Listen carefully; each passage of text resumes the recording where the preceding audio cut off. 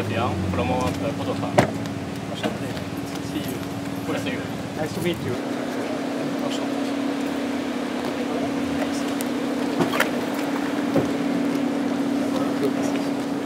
Je me suis rendu aujourd'hui en Isère pour rencontrer tous les acteurs qui sont depuis le début impliqués sur le dossier Vencorex. Les acteurs, ce sont évidemment les élus, ce sont les salariés, ce sont les services de l'État et en particulier Madame la Préfète et ses services, afin de nous projeter dans l'avenir de cette entreprise qui désormais, pour une partie de ses activités liquidées, mais une partie des activités ont également été reprises, et pour me projeter aussi dans l'avenir de la plateforme et du territoire.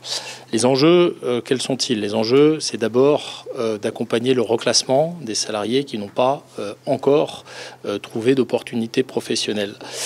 C'est de faire en sorte que ces reclassements puissent intervenir dans des délais brefs et dans des conditions satisfaisantes, notamment en termes de localisation, parce que c'est toujours extrêmement difficile quand on a vécu des mois et des mois dans l'angoisse et dans l'anxiété, et c'est ce qui a caractérisé ce dossier qui a duré très longtemps et qui a laissé beaucoup de salariés dans une situation très compliquée avec leur famille.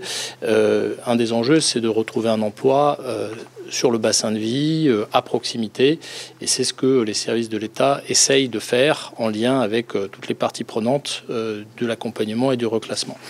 Ensuite, le deuxième enjeu, eh bien, c'est de faire en sorte que la plateforme trouve la capacité à consolider ses activités. Il y a un certain nombre d'activités transversales à la plateforme, c'est la fourniture d'eau, d'électricité, de vapeur, qui sont ce qu'on appelle les communs de la plateforme, qui sont déstabilisés par la chute d'une grande partie de l'activité de Vencorex.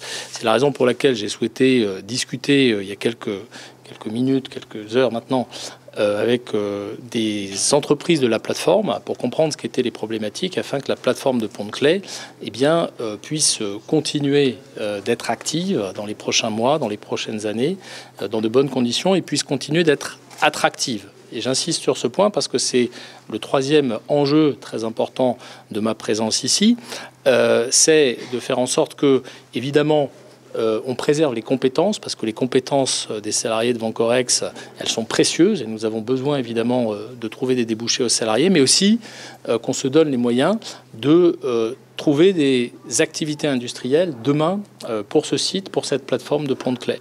Et ces activités industrielles, eh bien, elles sont, je pense, possible parce qu'il n'y a aucune fatalité pour un site comme celui-ci qui bénéficie du classement Seveso, qui est un classement qui ne concerne pas tous les sites et qui est très recherché par un certain nombre d'entreprises industrielles. Donc c'est un atout pour le site. Il y a un certain nombre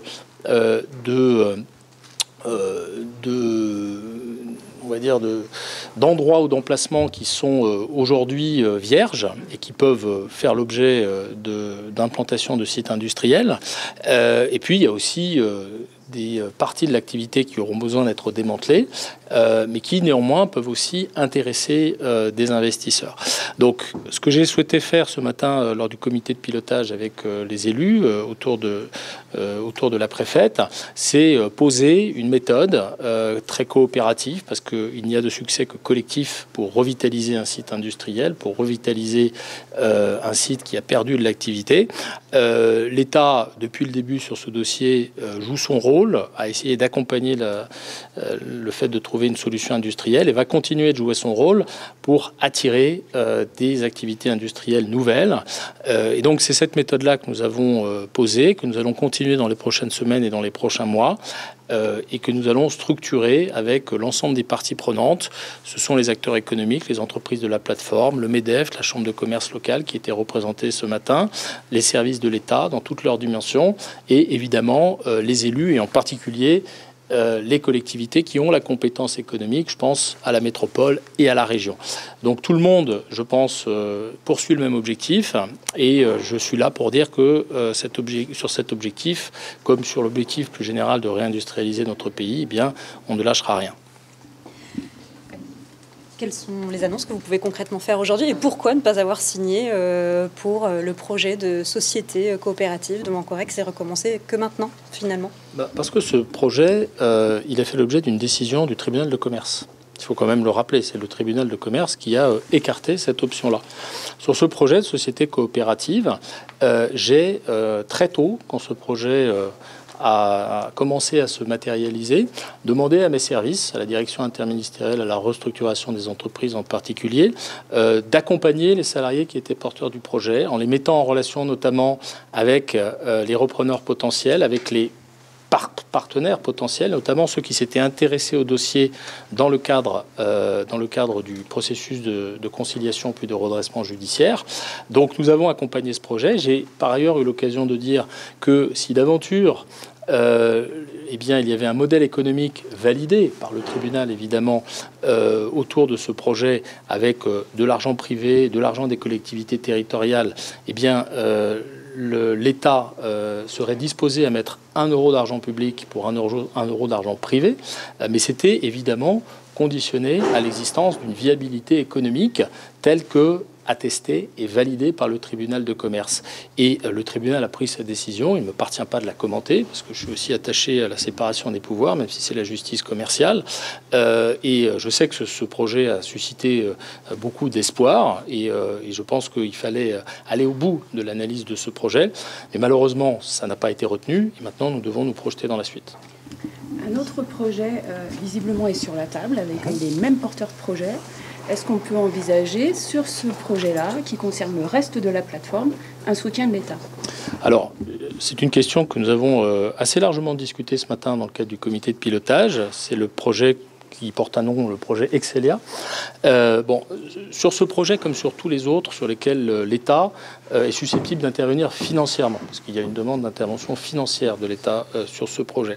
La doctrine est toujours la même. L'État peut et intervient sur ce type de projet, aux côtés des collectivités territoriales, car comme je le disais tout à l'heure, c'est un travail coopératif, collaboratif, lorsqu'un certain nombre de conditions sont réunies. La première des conditions, c'est la viabilité économique du projet. Ce n'est pas le ministre qui en décide. Ce sont ces services qui, en discutant avec les parties prenantes, avec les porteurs de projets, avec des analystes indépendants parfois, portent une analyse sur la viabilité économique du projet. La deuxième condition, c'est qu'il y ait on va dire, un débouché économique ou un modèle économique pérenne, c'est-à-dire qu'il y ait des clients, pour être très clair. Et sur un projet comme celui-là, qui reprend des activités de la plateforme, des activités de Vancorex, il faut évidemment être très soucieux de cette condition-là, parce qu'on l'a bien vu, pendant des mois et des mois, des investisseurs se sont intéressés à Vancorex et n'ont pas souhaité franchir le pas. Pourquoi? Parce que le modèle économique de la filière chimie, il est évidemment très difficile, avec une concurrence internationale qui est parfois déloyale, avec des enjeux de compétitivité qui sont difficiles à résoudre. Bref, tout ça oblige à être prudent. Et puis, il y a aussi une condition qui est que le projet doit aussi mobiliser du capital privé ou des fonds privés, qui peuvent être des fonds bancaires ou des fonds propres. Et donc, moi, je le dis, je vais rencontrer M. Six tout à l'heure, parce que j'ai besoin de comprendre et d'aller au bout de ce projet qui m'a été présenté. Mais je l'ai dit aux élus qui m'interpellaient sur ce projet-là, nous avons besoin de nous mettre tous d'accord sur le fait que ces conditions soient bien remplies. Et aujourd'hui, je pense qu'il y a quand même des incertitudes liées au contexte économique général, liées à ce projet en particulier. Est-ce qu'elles sont surmontables ou pas? Je ne sais pas le dire aujourd'hui, mais en tout cas, moi, je veux être prudent parce que il y a beaucoup d'entreprises industrielles ou de projets industriels qui éclosent dans notre pays, et l'État ne peut pas tous les soutenir. Il doit appliquer une doctrine, il doit appliquer des conditions, c'est celle que je viens de vous exposer. D'où aussi l'importance de conserver un site Seveso, notamment dans un temps où éventuellement il y aurait besoin de ce genre de site pour de la défense. Oui, alors là, je ne vais pas me projeter dans ce que pourrait être l'activité de ce site dans les prochains mois, dans les prochaines années aussi, mais vous savez, l'industrie, c'est un corps en perpétuelle évolution. Il y a des entreprises qui conquièrent des marchés mondiaux, qui sont leaders, et puis il y en a qui sont en grande difficulté et qui ferment. Et ça, c'est la réalité de l'industrie. Il y a des secteurs et des filières qui sont plus en difficulté que d'autres. La chimie en est une, la sidérurgie en est une, l'automobile en est une. Et puis vous avez aussi des filières qui sont plus attractives. Et la défense, compte tenu du contexte international et de ce qui a aussi été annoncé hier au sommet de l'OTAN, est évidemment une filière qui ouvre des opportunités. Certaines entreprises, équipementiers automobiles par exemple, ont trouvé des débouchés dans la défense ces derniers mois. Je pense à Fonderie de Bretagne qui a été reprise avec un projet qui consiste non plus à produire des équipements automobiles mais des corps d'obus. Donc ce sont évidemment des opportunités. Est-ce que certaines se concrétiseront ici? Ça, je ne sais pas le dire parce que c'est évidemment trop tôt. Comment l'État se positionne au niveau de la dépollution du site et de la plateforme? La dépollution est suivie de manière très, très attentive, évidemment, par Madame la Préfète, ses services, et en particulier la DREAL. Ce sont des questions qui ont été posées, notamment par des parlementaires lors du comité de pilotage ce matin. La dépollution est de la responsabilité, évidemment, des entreprises qui sont sur la plateforme. Et aujourd'hui, ce qui a été clarifié lors des échanges, c'est que le processus se déroule de manière satisfaisante, avec des délais et un encadrement au regard de ce que sont les contraintes juridiques, qui est ce que nous pouvons attendre d'une opération comme celle-ci. Merci beaucoup. Merci à tous. Merci à vous. Merci.